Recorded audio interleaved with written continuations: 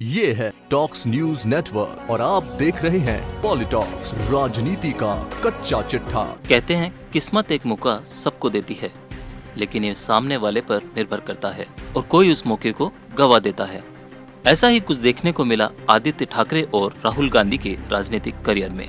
महाराष्ट्र की उद्धव सरकार में नए नवेले कैबिनेट मंत्री बने आदित्य ठाकरे और राहुल गांधी के राजनीतिक करियर में एक बात काफी समान है।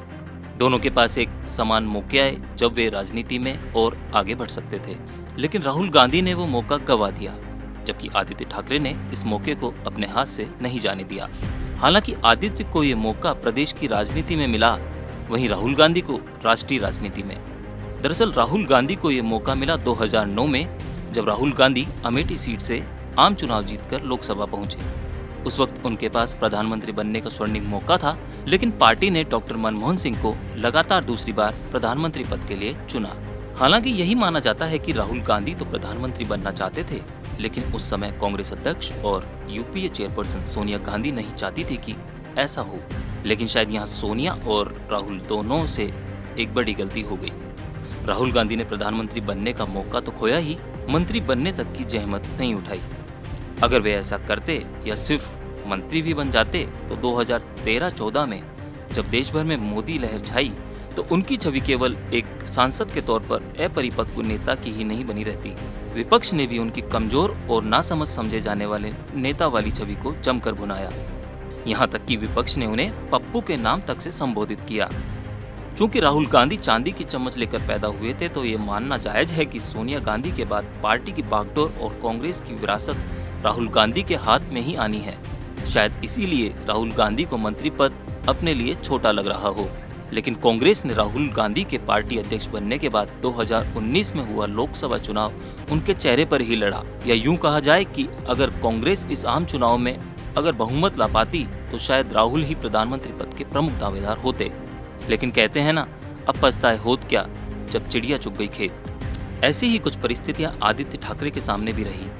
उद्धव ठाकरे के बाद पर्दे के पीछे की राजनीति और शिवसेना की बागडोर सीधे सीधे आदित्य ठाकरे के हाथ में आना स्वाभाविक है।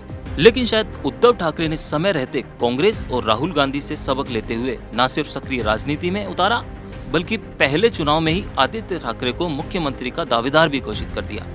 लेकिन चूंकि अब तक आदित्य ठाकरे राजनीति में बिल्कुल नए हैं और महाराष्ट्र विधानसभा चुनाव में वर्ली सीट से उतरकर सक्रिय राजनीति में उतरने वाले ठाकरे परिवार के पहले सदस्य हैं, उनके पास सक्रिय राजनीति के न के बराबर अनुभव को देखते हुए गठबंधन में शामिल एनसीपी और कांग्रेस ने उन्हें मुख्यमंत्री मानने से साफ इनकार कर दिया और ना चाहते हुए भी उनके पिता उद्धव ठाकरे को सत्ता की कुर्सी संभालनी पड़ी।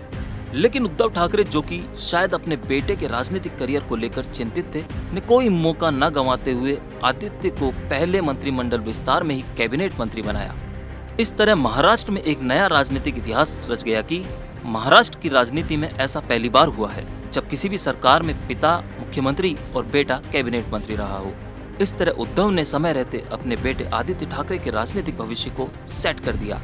आदित्य अभी युवा हैं और मंत्री बनने के बाद उन्हें जो भी जिम्मेदारी दी जाएगी वे निभाते निभाते एक पूर्ण राजनीतिज्ञ बनने की ओर अग्रसर होंगे।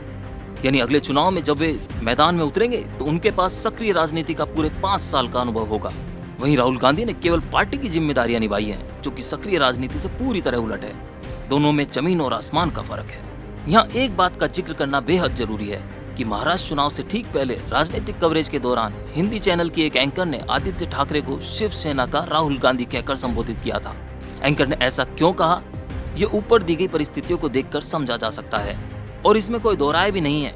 पर शायद ये बात उद्धव ठाकरे और उनकी पत्नी रश्मि ठाकरे के दिमाग में बैठ गई और उन्होंने तय किया कि कुछ भी हो जाए, आदित्य को देश का नया राहुल गांधी नहीं बनने देंगे, यानी विपक्ष को कहने का कोई मौका नहीं देंगे। यही वजह रही कि उन्होंने आदित्य को एक राजनीतिज्ञ के तौर पर तराशने का काम शुरू कर दिया। और चुनाव से पहले मुख्यमंत्री के दावेदार रहे आदित्य चुनाव के बाद अपने पिता की सरकार में मंत्री बन गए।